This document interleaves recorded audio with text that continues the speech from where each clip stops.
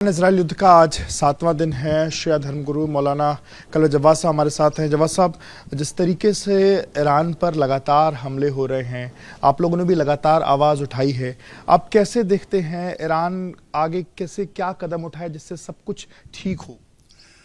बिस्मिल्लाहिर्रहमानिर्रहीम। देखिए, सब कुछ कैसे ठीक हो सकता है कि जब सब ट्रम्प जैसे बदमाश और गुंडे के सामने सर झुकाए हुए हैं सब, और हमारा मुल्क भी जो है वो निंदा नहीं कर रहा है, जबकि अटैक किया और जिस पर जो बातचीत चल रही थी उस बीच में अटैक किया गया वहाँ, और धोखा दिया गया, धोखे से अटैक किया गया। वहाँ के जो हमारे जो रहबर थे, जो धार्मिक रहबर हैं पूरी दुनिया के, उनको उनके कत्ल कर दिया गया।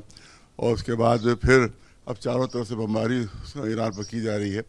तो अब सवाल ये है कि जब नाइंसाफ़ी, इतनी बड़ी नाइंसाफ़ी हो रही है, वहाँ बच्चियों के स्कूल पर हमला करके वहाँ से 180 बच्चियों को मार डाला, किसी ने कंडेम नहीं किया। यानी इतना डर रहा है, हमारा मुल्क भी डर रहा है इतना ज़्यादा गुंडे से सब डर रहे हैं कि कोई निंदा करने की हिम्मत नहीं कर रहा है। उसका यहाँ जो हिंदुस्तान आया था जहाज़, एक पीसफुल अपने मिशन के ऊपर आया था जहाज़, उनका पीसफुल मिशन पर आया था, वापस जा रहा था, उसको मार दिया, उसको ख़त्म कर दिया। 200-150 करीब वहाँ पर तो उसमें थे सवार को, उसको मार दिया, कोई कंडेम नहीं कर रहा। तो जब एक गुंडे को तुम कंडेम नहीं कर पा रहे हो तो जंग क्या रोकोगे तुम? एक बदमाश अगर कहीं किसी मजलूम को मार रहा हो, पूरा महल तमाशा देख रहा हो, तो बदमाश थोड़ी मुजरिम है, वो महल्ला मुजरिम है कि जो उसको गुंडागर्दी करते देख रहा है और हिम्मत नहीं हो रही। तो आपका सवाल सबसे बड़ा इन मुल्कों से है कि जो कि गुंडागर्दी पर खामोश बैठे हुए हैं, बल्कि उसको सपोर्ट कर रहे हैं। उसके ऊपर सारे जितने भी सबने अरब मुल्कों ने ऐलान किया था कि हम अपनी बेस नहीं देंगे, सब अपनी बेस दे रहे हैं उसको, और सारी बेसें जो है इस्तेमाल हो रही हैं वहाँ के मुसलमान मुल्कों की।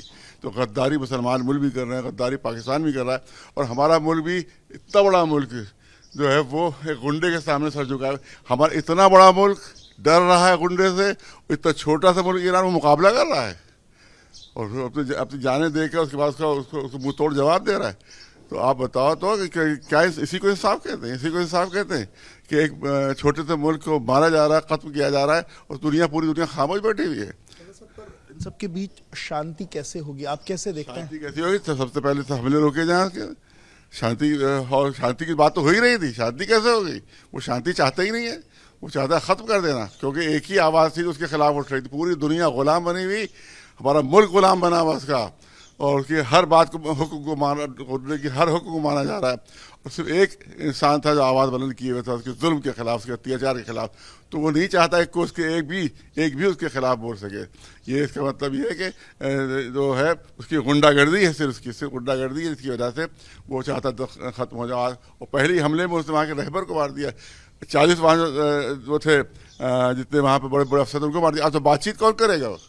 सवाल ये है, बात कौन करे? जब तुमने वहाँ के रहबर को मार दिया, वहाँ के जितने लीडर थे उनको मार दिया, तो बातचीत कौन करेगा? वहाँ पर पब्लिक बातचीत करेगी?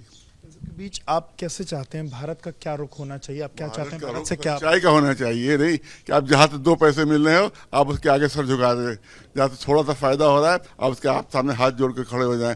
ये हमारा मुल्क कभी ऐसा नहीं रहा जो आज का हम देख रहे हैं। ऐसा हमारा मुल्क कभी नहीं, हमेशा हमारे मुल्क ने सच्चाई का साथ दिया है, मजलूमों का, कमज़ोरों का साथ दिया है। इस वक्त गुंडों का साथ दे रहा है हमारा मुल्क, बदमाशों का साथ दे रहा है। तो ये पॉलिसी इनको बदलना चाहिए। जो इंसाफ है वो करना चाहिए, जो सच्चाई वो देख रहे। ज़्यादती किसकी है? देखिए, अटैक किसने किया है, किसने युद्ध छेड़ा है? इस वक्त पूरी दुनिया को मुसीबत में मुब्तला कर दिया है।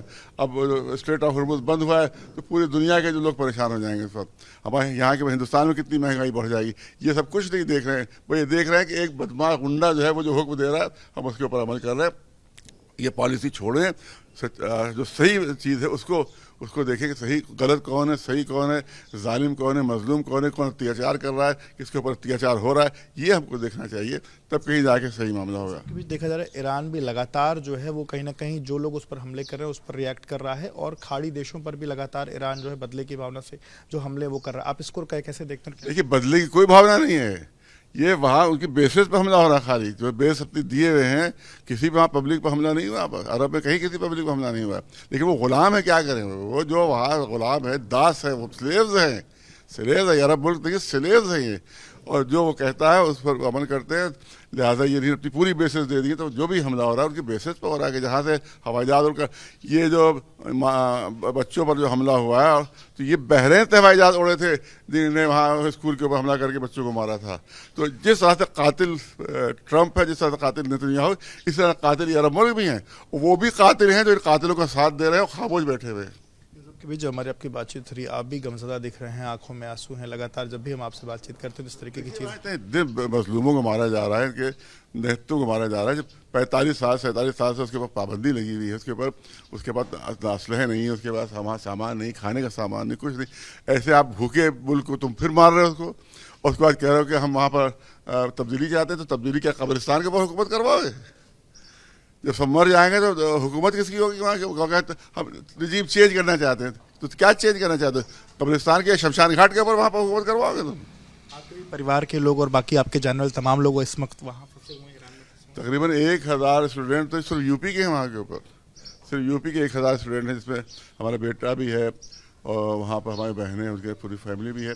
और कल भी रात में बात हुई थी, लेकिन कोई आने पर तैयार नहीं है। झूठा किसी ने दे दिया कि वो सब इंतज़ार करें कि इंडिया की हुकूमत आए उनको ले जाए। कोई इंतज़ार नहीं कर रहा है, सब रहने तैयार है। कल ही रात में बात हुई, हम यहाँ से नहीं निकलेंगे, हम यहाँ से नहीं जाएंगे, हम यहीं रहेंगे।